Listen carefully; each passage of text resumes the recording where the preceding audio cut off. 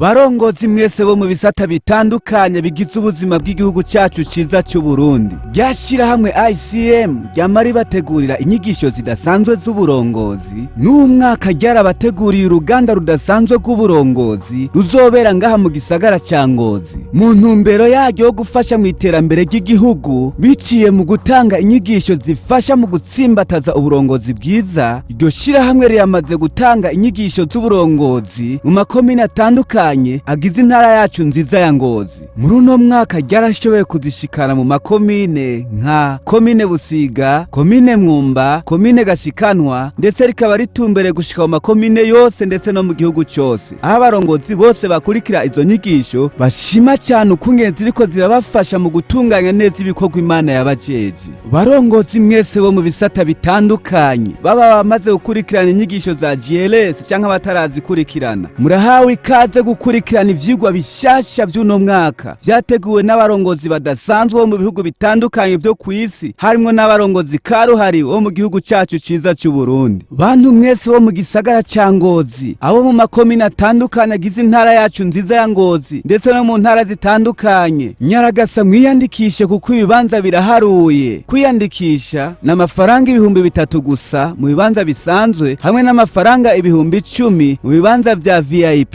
Izo nyigisho zikazobera muri Salle Nazareth iri ku Ryamivo ku magenekerezo ya 28 na 29 ukwezi kw'icumi umwaka wa 2022. Kaze mwironkere inyigisho zidasanzwe z'uburongozi.